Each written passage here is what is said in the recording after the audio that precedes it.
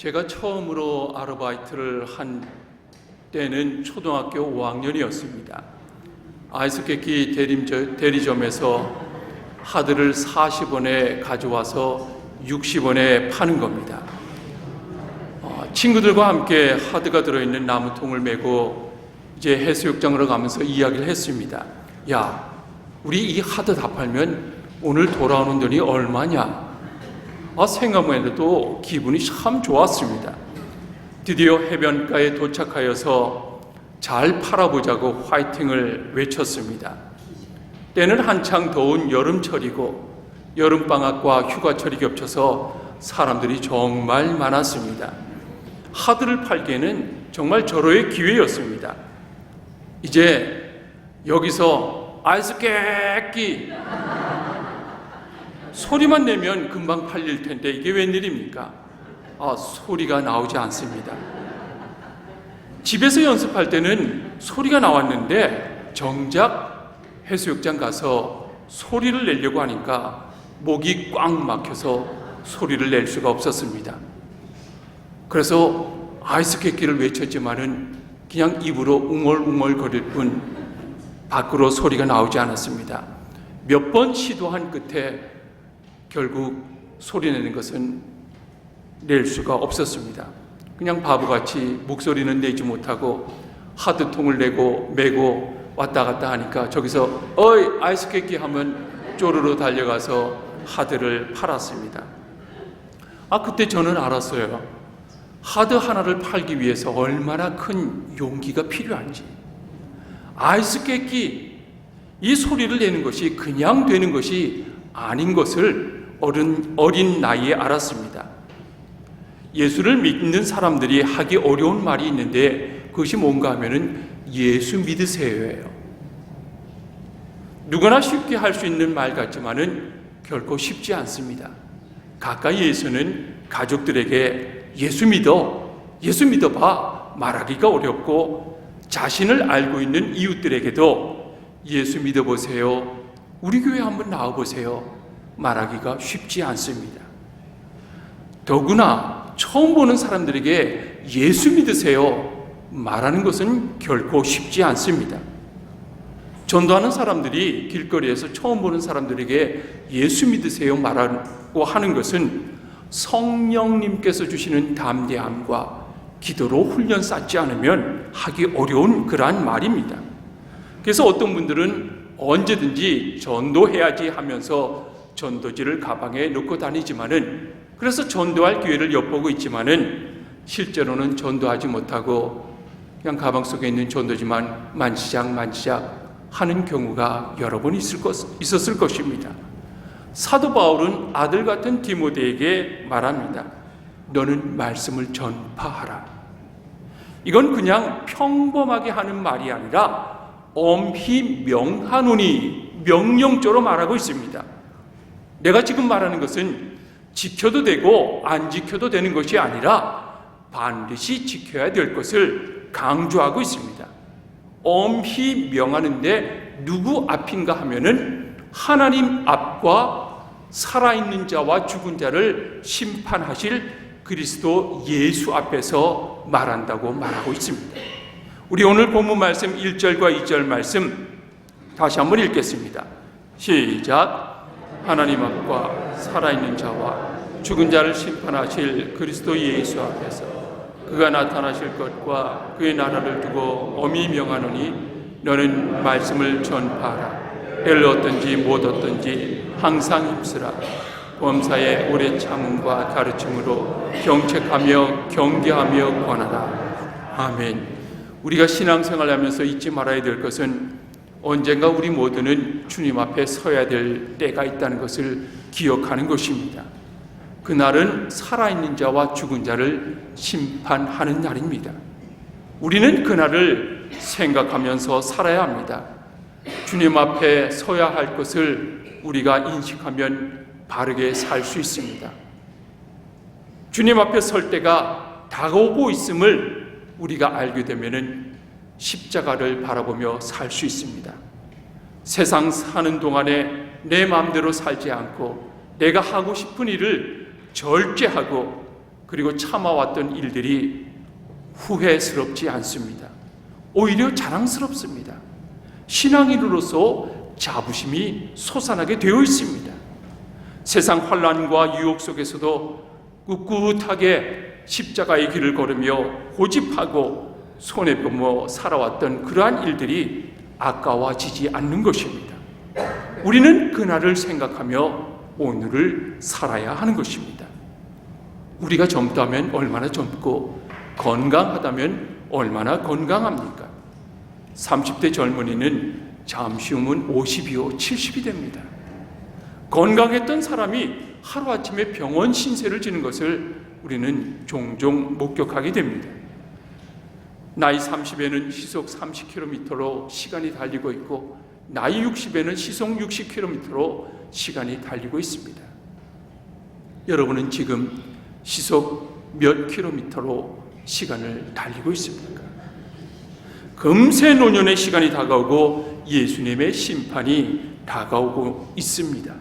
우리는 그날을 생각하면서 지금 살아야 하는 것입니다. 이제 주님 앞에 설날을 생각한 우리 노령의 목회자 바울이 젊은 목회자 디모데에게 무엇을 당부합니까? 말씀을 전파하라. 때를 어떤지 못 어떤지 너는 말씀을 전파하라고 강하게 강조하고 있습니다. 왜입니까? 하나님의 말씀은 우리를 정신 차리게 하고 위험에서 조심하도록 가르치기 때문인 것입니다. 경책이라고 하는 것은 정신 차리도록 꾸짖는 것이에요. 하나님의 말씀은 나를 깨닫게 하고 정신 차리게 하는 생명의 말씀입니다. 하나님의 말씀을 들을 때 내 양심이 찔리면 아픔을 느끼고 돌이켜야 합니다. 그것이 말씀에 순종하는 것이고 정신을 차리는 것입니다. 지금의 상황 속에서 어떤 것이 합리적인가, 어떤 것이 정당한 것인가를 보는 것이 아니라 하나님의 말씀으로 상황을 바라보고 하나님의 말씀으로 기준을 삼으라고 하는 것입니다. 또한 하나님의 말씀은 경계선입니다. 경계선은 이 선 밖으로 나가지 말라고 하는 그러한 경고하는 것입니다. 하나님께서 그어놓은 선이 있어요. 그 선 밖으로 나가지 말라고 하나님께서는 말씀해주고 있는 것입니다. 이 선을 넘으면 위험하기 때문에 넘지 말라고 하는 것입니다. 사실 이 선은 우리를 제한하는 것 같지만은 사실은 보호하는 선입니다. 선 안에서는 마음껏 자유를 누려라. 하지만 선 밖으로 나가지 않도록 조심하라 말씀하고 있는 것입니다. 우리는 자라면서 부모님에게 들었던 수많은 잔소리가 있을 것입니다. 곰곰이 생각해 보세요. 내가 들었던 부모님의 말씀들을 기억해 보세요. 틀린 말이 있습니까? 없어요.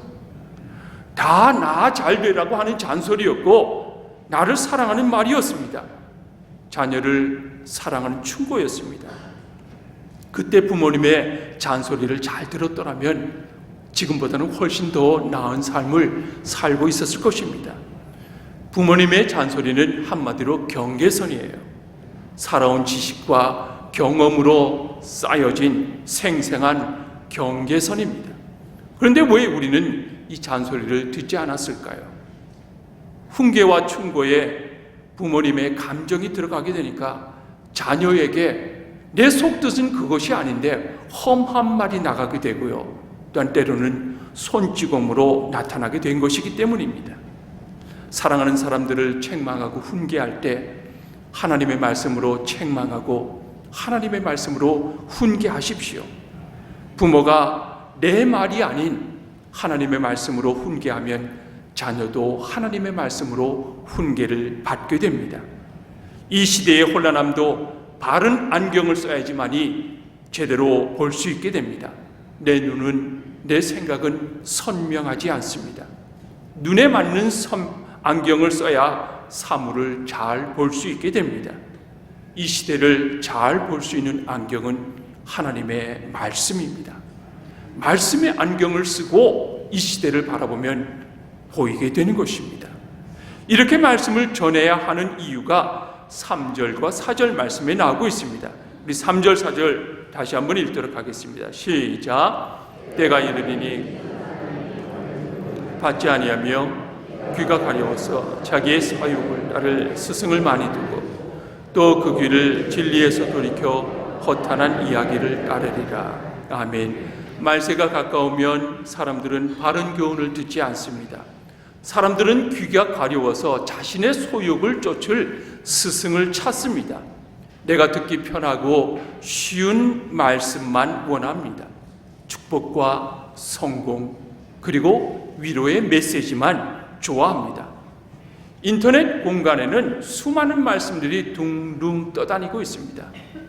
그 가운데서 내가 듣고 싶어하는 말씀, 내 소원에 합당한 말씀, 내 계획과 비슷하게 맞춰지는 말씀에만 귀를 기울입니다.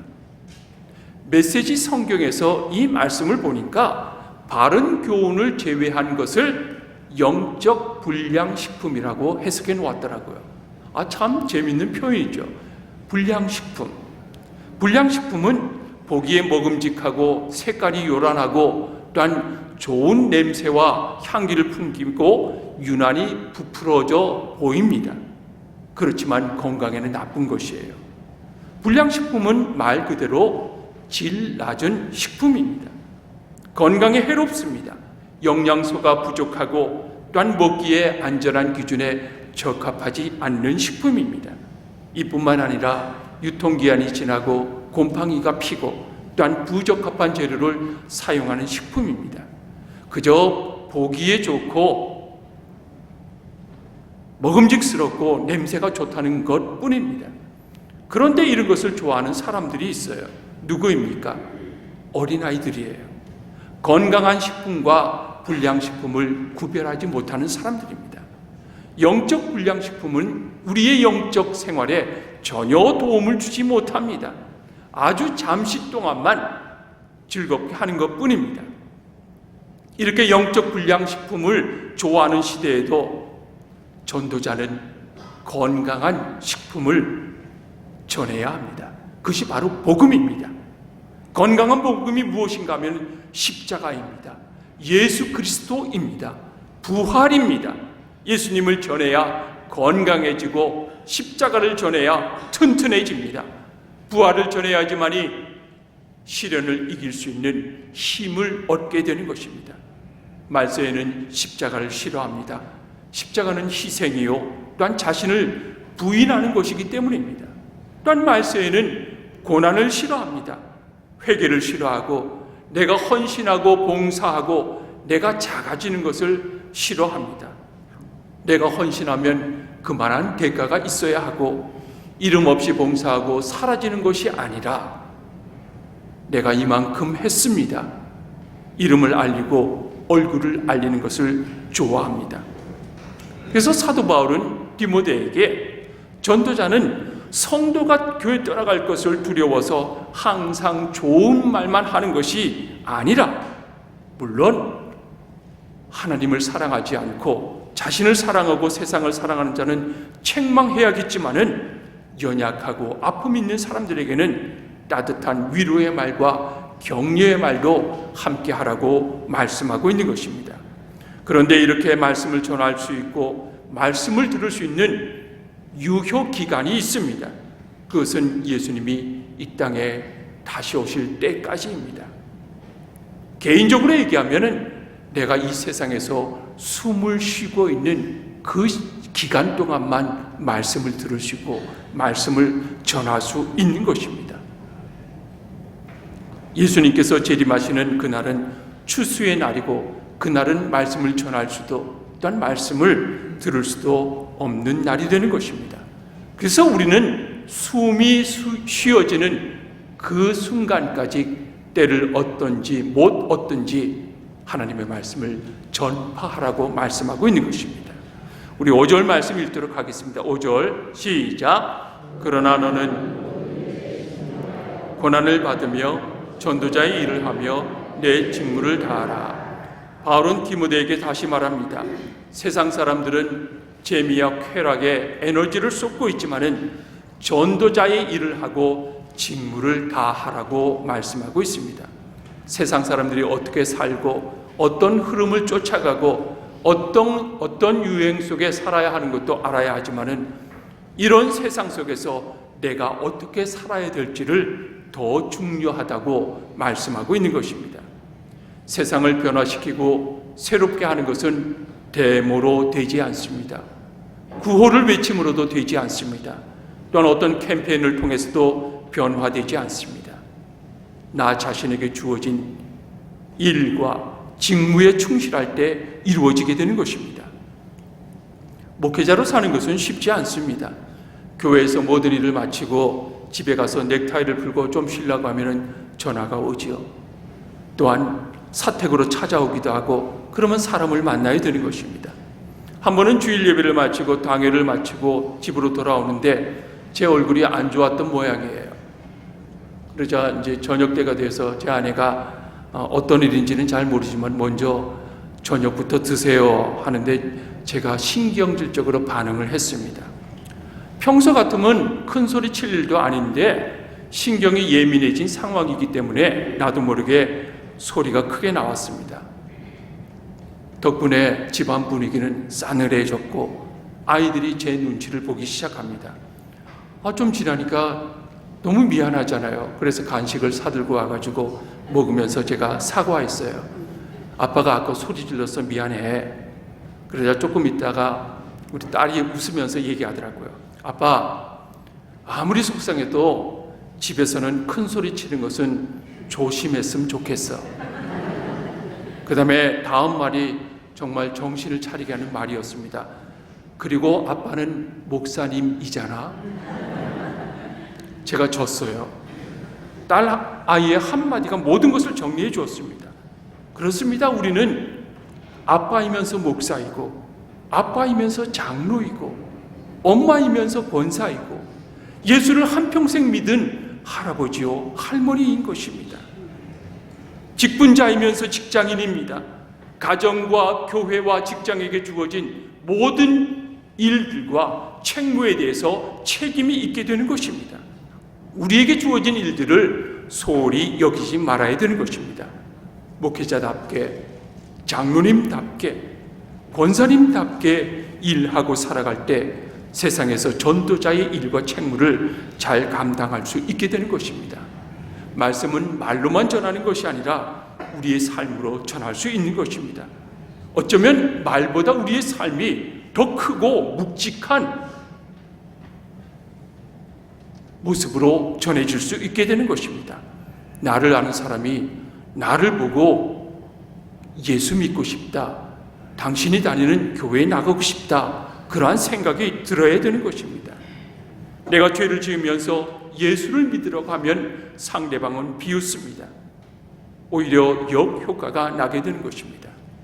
말씀에 힘이 있고 전도하기 위해서는 내가 먼저 죄를 멀리해야 되고 하나님의 말씀대로 살아야 되는 것입니다. 그리고 선한 일을 힘쓰면서 모범이 될 때 전도할 때 전도의 효력이 나타나게 되는 것입니다. 전도는 절대 쉬운 일이 아닙니다. 환난도 있고 핍박도 있고 비난도 있고 야유도 있지만은 주님이 우리에게 주신 지상 최대의 명령이기에 전도하지 않을 수가 없는 것입니다. 주님을 위하여 십자가를 지는 고난이 없이는 또한 상급도 없게 됐습니다.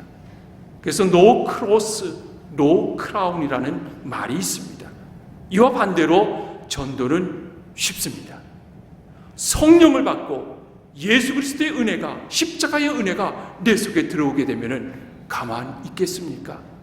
내 속에서 불이 일어나게 되는 것이에요.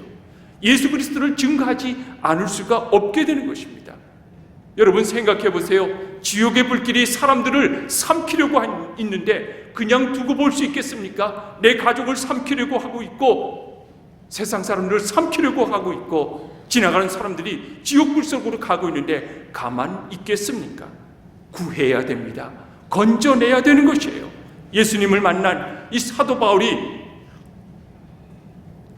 마지막 임종을 앞두면서 고백하는 말이 매우 인상적입니다. 나는 선한 싸움 싸우고 달려갈 길을 마쳤고 믿음을 지켰다고 고백하고 있는 것입니다. 우리의 삶도 예수 그리스도를 만난 이후에 바알과 같은 고백을 할 수 있는 그러한 선한 싸움을 다 싸우고 우리의 달려갈 길을 다 달려가고 믿음을 지키는 은혜가 우리 모두에게 우리의 삶 가운데 항상 지속되기를 주님의 이름으로 간절히 축복합니다. 기도하겠습니다.